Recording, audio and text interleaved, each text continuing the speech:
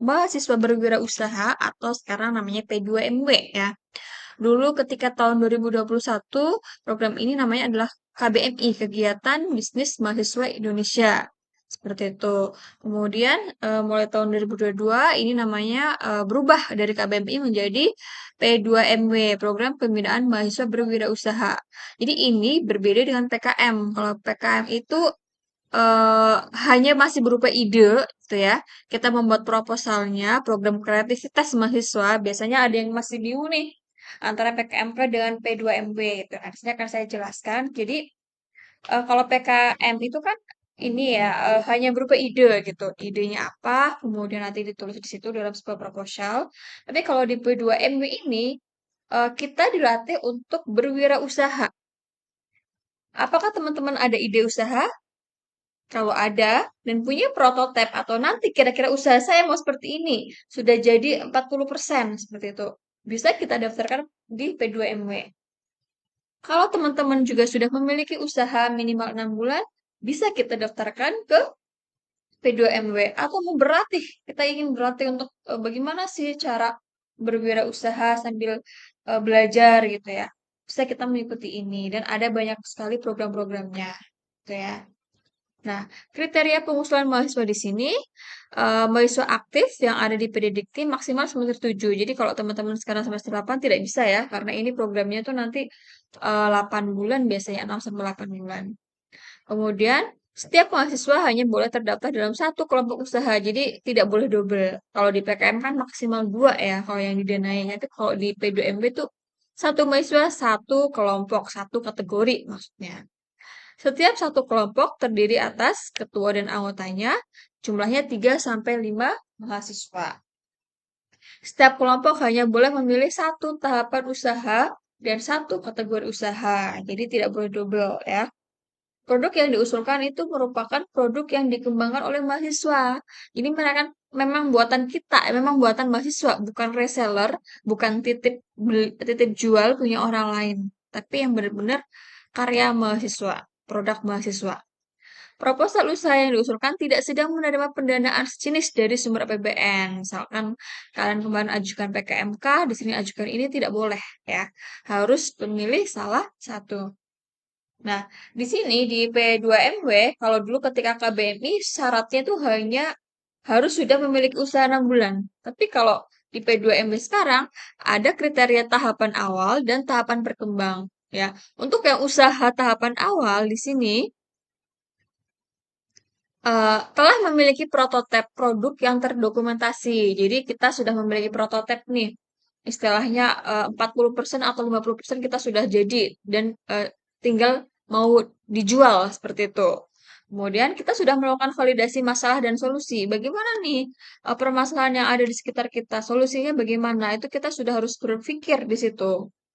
Kemudian produk tersebut belum melakukan penjualan, jadi belum ada tracking penjualan, belum pernah dijual sama sekali produk yang akan kita ajukan ini, seperti itu. Kemudian nanti kita harus membuat proyeksi laba rugi dan arus kas untuk 1 tahun ke depannya. Itu untuk kriteria usaha tahapan awal. Jadi kalau teman-teman pengen berwirausaha tapi belum pernah jualan, nah, tapi sudah memiliki ide, sudah punya prototipenya yang mau dijual nanti apa, nah bisa mengikuti yang tahapan awal ini. Tapi ketika teman-teman itu sudah punya usaha gitu di rumah gitu ya, sudah sekitar 6 bulan atau 1 tahun ini. Nah, ini berarti masuk ke kategori ini tahapan bertumbuh di sini gitu. Syaratnya apa? Usahanya itu minimal berjalan selama 6 bulan, telah memiliki jejak usaha. Jadi sudah melakukan penjualan, sudah pernah terjual produknya. Jadi ada trackingnya di situ. Berapa apa laba setiap bulannya selama 6 bulan itu. Kemudian sudah melakukan validasi pasar dan memiliki laporan terkait laba rugi dan arus kas. Pasti punya ya kalau kita sudah apa namanya pernah melakukan penjualan. Nah, kategorinya itu kategori usaha apa saja? Yang pertama adalah makanan dan minuman. Nah, kategori makanan dan minuman ini bisa minuman yang mentah, setengah jadi atau minuman yang produk akhir gitu ya.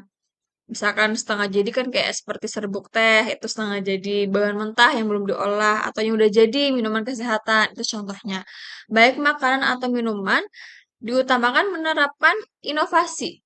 Ya, jangan yang sudah, ya maksudnya sekarang yang lagi booming adalah minuman kopi, semuanya kopi. Tapi apa sih dari kopi itu inovasinya? Contohnya gitu. Jamu, apa sih jamu itu inovasinya? Oh, jamu inovasinya tuh ada misalkan ditambah ini, belum pernah menggunakan bahan-bahan yang seperti ini gitu ya. Jadi harus ada inovasinya juga, jangan asal jualan di sini gitu. Nah, seperti ini. Yang usaha yang tidak termasuk kategori makan itu adalah kafe, restoran, rumah makan tuh tidak tidak ya gitu. Tapi kalau misalkan makanan beku, frozen yang awalnya gitu ya, contohnya mahasiswa saya kemarin pernah lolos KBMI, molen ya, membuat molen molen yang biasanya kita kenal molen itu digoreng, tapi dia membuat molen frozen, molen yang biasanya tinggal makan, dia molennya di variasi ada toppingnya, jadi ada inovasinya. Minuman yang kita kenalnya jamu-jamu biasa. Nah, kemarin tahun 2022 mahasiswa saya lolos gitu. Minuman apa? Minuman kesehatan di dalamnya berasal dari rempah-rempah pilihan yang berbeda dari yang biasanya. Jadi ada keunikan di inovasinya di situ. Kemudian budidaya. Nah, budidaya di sini bisa budidaya yang berhubungan tanaman ya, pertanian, perkebunan, peternakan atau perikanan. Contohnya misalkan teman-teman punya pakan ternak ya, apa namanya? Untuk pakan ternak ikan, pakan ternak ayam, itu yang inovasi, yang misalkan dari zat-zat yang bergizi tinggi, misalkan seperti itu. Atau misalkan hidroponik ya, punya hidroponik yang vertikal, yang biasanya hidroponik horizontal, ini dibuat hidroponiknya vertikal, dan sebagainya ya. Nah, industri kreatif seni budaya dan pariwisata. Di sini bagaimana sih usaha kita terkait dengan penciptaan produk dan jasa yang menggunakan bahan baku lokal, inovatif dan memiliki nilai kreativitas ya. Nah, di sini kita contohnya adalah kerajinan, craft ya, misalkan baju berbudaya lokal, kemudian kita bikin tas tapi dari berbahan apa, seperti itu yang intinya ada bahan baku kearifan lokalnya di sini gitu ya. Batik, tenun, songket, kain tradisional masuk ke dalam industri kreatif gitu ya. Atau misalkan sudah punya apa namanya tempat pensil tapi berbahan apa, misalkan seperti itu bisa masuk ke industri kreatif di sini. Yang keempat jasa dan perdagangan. Nah di sini jasa dan perdagangan itu jasa itu biasanya kita mengusung aktivitas ya, aktivitas jual beli berupa barang maupun jasa yang mengutamakan unsur kreativitas. Contohnya misalkan jasa fotografi, tapi apa kreativitasnya? Oh, kreativitasnya fotonya itu nanti bisa diedit, misalkan itu. Jasa laundry, oh kreativitasnya apa? Laundrynya hanya 30 menit langsung kering, misalkan seperti itu. Atau bimbel ya, bimbingan belajar apa? Oh, ternyata di bimbingan belajar ini kita bisa face to face, kita bisa ada aplikasinya dan sebagainya, bisa masuk ke jasa di sini. Seperti itu. Atau misalkan jasa produk media pembelajaran atau reparasi elektronik bisa masuk ke sini. Usaha yang tidak termasuk kategori jasa dan perdagangan itu seperti reseller, agen gitu ya. MLM itu bukan ya. Seperti itu. Yang kelima adalah kategori manufaktur dan teknologi terapan. Nah, di sini eh, berkaitan dengan teknologi terapan yang menggunakan teknologi tepat guna yang memiliki nilai ekonomi. Contohnya, misalkan kalian punya keahlian untuk membuatkan mesin ya, atau energi terbarukan, atau misalkan membuat drone untuk apa, menyebar pupuk di sawah biar nanti petani tidak capek. Nah, itu bisa masuk ke sini atau berbasis IoT, otomatisasi sistem parkir otomatis, pintu otomatis. Nah, masuk ke dalam teknologi terapan. Nah, untuk digital. Nah, digital di sini berhubungan dengan apa? Bisnis TIK yang bertujuan untuk memberikan nilai tambah dan mengintegrasi proses bisnis dan menyajikan informasi dalam suatu sistem. Contohnya kalian membuat aplikasi pendidikan berbasis mobile ya. Di situ nanti di-upload ke Play Store, nanti dijual aplikasinya setiap mengunduh berapa bayarnya seperti itu.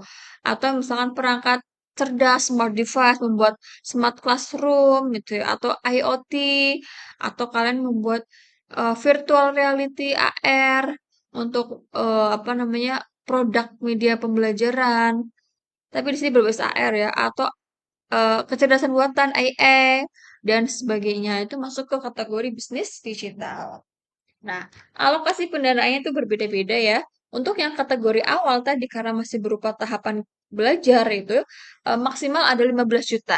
Sedangkan untuk yang tahapan bertumbuh itu maksimal adalah 20 juta. Nah, di sini nanti akan ada dana bantuan untuk manajemen perguruan tinggi sebesar 3 juta per kelompok usaha. Nah, di sini proporsi untuk anggaran tahapan, jangan lupa ya ketika membuat anggaran, kita lihat proporsionalnya untuk pengembangan produk maksimal 50%, produksi 50%, legalitas ini, belanja ATK ini. Itu untuk yang tahapan usaha awal tadi ya, yang kategori usaha awal. Sedangkan untuk yang usaha bertumbuh, yang sudah memiliki usaha, seperti ini ya, presentasinya 40%, produk 30%, produksi 40%, legalitas 90%, dan belanja ATK penunjang 5%.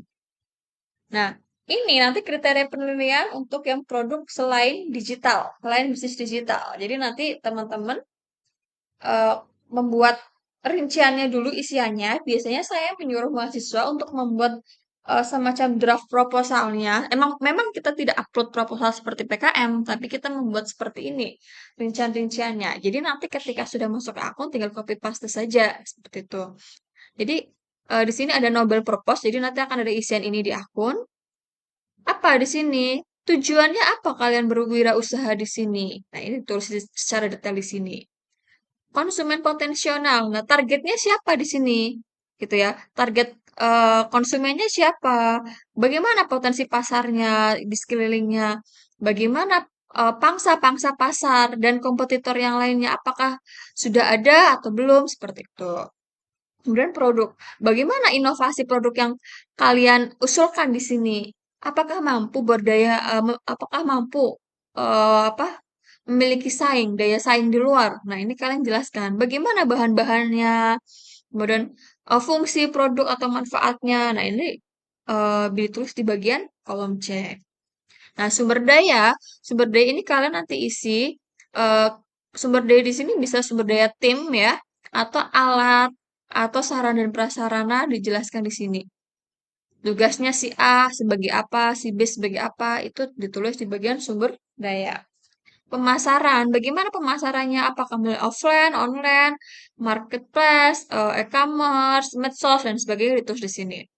Nah, keuangan ini nanti kalian tampilkan ya laporan laba rugi dan arus kas. Nah, pada usaha tahapan awal yang dinilai adalah proyeksi laporan laba rugi dan arus kasnya di sini kalian tampilkan.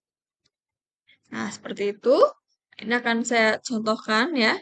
Jadi nanti, nah, yang akan diisi di akun. Jadi nanti ketika teman-teman daftar seperti ini nanti ketemu di dashboard ketika sudah login. Nah, teman-teman klik kelola pengajuan. Nanti di sini klik tambah usulan. Nah, ini lolos tahun kemarin ya. Klik tambah usulan. Nah, di sini kalian tulis apa bisnis Anda, nama produknya apa? Misalkan contohnya ini adalah Asfi Healthy Drink, seperti itu. Kategori apa? Pilih. Kategori makan minuman atau yang lainnya. Tahapan usahanya apa? Kalau yang tadi, kalau yang sudah pernah berjalan 6 bulan, berarti pilih yang tahapan bertumbuh. Kalau yang baru awal, berarti pilih yang tahapan awal di sini. Lokasinya ditulis provinsi, kota. Nah, ini usahakan masukkan link Google Map-nya ya untuk produksinya di mana. Kalau misalkan tidak punya, belum memiliki apa namanya tempat untuk berjualan, bisa diisi dengan tempat usaha kalian produksinya. Nah, masukkan izin dosen pendamping, namanya, email dosen, prodi. Nah, latar belakang di sini ditulis. Apa latar belakang kalian mau berwirausaha seperti ini? Nah, ini ada isiannya. Kemudian, Nobel Purpose dan sebagainya kalian isi di sini. Keuangan ya ditampilkan di sini dan penutup. Nah, apa yang perlu kalian tampilkan juga ada lampirannya itu adalah BMC. Ya, kalian masukkan BMC-nya, lembar pengesahan kalian masukkan juga di sini dan dokumentasi. Nah, dokumentasi pendukung lain itu bisa berisi laporan keuangan, anggaran, dan dokumen pendukung lainnya. Kalau sudah semuanya, tinggal klik kirim. Nah, ini contohnya lembar pengesahannya yang tahun kemarin ya. Jadi seperti ini kayaknya sudah ada formnya di web ya. Nanti tinggal teman-teman download, nanti di-upload. Kemudian lampiran pendukung biasanya diisi foto, logonya bagaimana, bukti produknya yang sudah pernah dijual, bukti pemasarannya di mana? Oh, di Instagram. Kemudian misalkan di WhatsApp ditulis, di Shopee, Tokopedia dan sebagainya gitu. Atau offline sudah pernah berjualan di pasar ditulis ya. Lokasi usahanya teman-teman tulis di sini, ini sudah ada. Kemudian laporan keuangan ya. Ini bisa teman-teman tulis laporan keuangannya tadi, laporan laba rugi, laporan arus kas. Nah, seperti itu. Nanti ketika sudah, baru teman-teman nanti di sini ketika sudah teman-teman bisa mengisi eh, apa namanya anggaran. Ketika teman-teman udah isi ini, nanti teman-teman isi anggaran ya. Di sini ada eh, tombol menu untuk anggaran gitu. Teman-teman tulis di situ untuk anggarannya seperti itu. Kemudian, nah ini contohnya kemarin. Jadi kita isi latar belakangnya, tinggal copy paste saja. Jadi apa sih yang ada tuh kalian tulis di sini sejarahnya, kenapa kalian mengangkat produk itu gitu. Noble purpose, kenapa tujuan mulianya ditulis. Konsumen potensial. Nah, bisa terdiri dari karakteristik calon konsumennya bagaimana, masalahnya bagaimana dari konsumen tersebut, potensi pasarnya bagaimana, kalian jelaskan. Produk. Nah, ini produknya, ada keunikan nggak sih produk ini? Bisa kalian jelaskan ya. Tuh. Permasalahan konsumennya bagaimana? Kebutuhan konsumen apa saja sehingga membutuhkan produk tersebut? Sumber daya. Nah, di sini tadi ya untuk keahlian masing-masing tim. Si A sebagai apa, si B sebagai apa, si C dan sebagainya terus di sini. Sedangkan untuk sumber daya fisik dan non fisik seperti peralatan, sarana dan prasarana kalian tulis juga di sini apa saja yang dibutuhkan.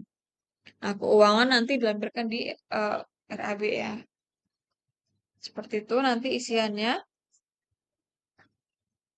Nah, penutupnya nanti tinggal di copy paste. Nah, ini contoh BMC-nya. Nanti jadikan ke PDF atau JPEG, di-upload ya, teman-teman. Seperti itu isiannya. Kemudian untuk anggaran juga teman-teman di ini. Anggaran itu kalau tahun kemarin itu ada terdiri dari pengembangan pasar dan usaha. Jadi ada subnya, ada subkategori. Nah, teman-teman buat Excel yang terlebih dahulu. Jadi nanti tinggal copy paste masukin di akun karena di situ nanti otomatis ya kita masukkan nilai berapa, jumlahnya berapa akan otomatis seperti itu. Pengembangan pasar dan usaha itu contohnya seperti ini, kayak cetak brosur, spanduk, stempel, sewa. Produksi ada bagian perlengkapan, ada bagian bahan. Perlengkapan alat-alatnya apa saja yang kita perlukan, kalian rinci. Bagian bahan apa? Nah, kalian tulis ya, seperti itu. Kemudian pengembangan produk, misalkan bagian packaging. Oh, misalkan eh, kalau minuman ya, botolnya variasi, ada pouchnya, ada paper bagnya, bubble wrap, dan sebagainya. Kemudian pengembangan SDM itu seperti pelatihan ya, agar nanti teman-teman juga paham bagaimana caranya berwirausaha. Jadi teman-teman harus punya apa namanya pelatihan atau mengikuti seminar, webinar itu bisa dituliskan di sini. Legalitas. Nah, karena sesuaikan dengan produknya ya. Karena ini contohnya adalah makanan, berarti ada HKI, BPOM, izin usaha, dan sebagainya. Kemudian lainnya itu bisa kita isi dengan ATK. Nah, ini anggaran-anggaran ini kalian tulis sesuai dengan persentase tadi ya. Misalkan ATK maksimal 5%, ini maksimal berapa itu harus disesuaikan. Tuh, dan jangan melebihi kapasitas dari yang sudah ditentukan gitu ya. Nah, teman-teman juga bisa lihat panduannya di sini. Ada panduannya. Nah, ini nanti akan diseleksi dulu oleh eh, internal ya.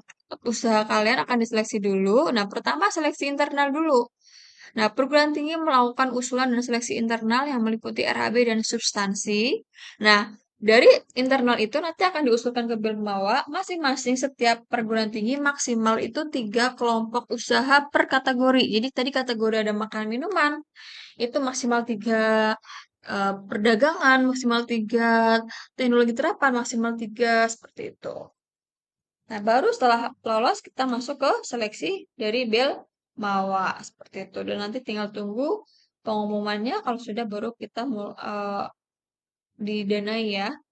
Nih, nanti teman-teman bisa baca buku panduannya itu lebih jelas lagi yang perlu ditulis dan tidak perlu ditulis dalam isian proposal seperti itu. Jadi seperti itu teman-teman.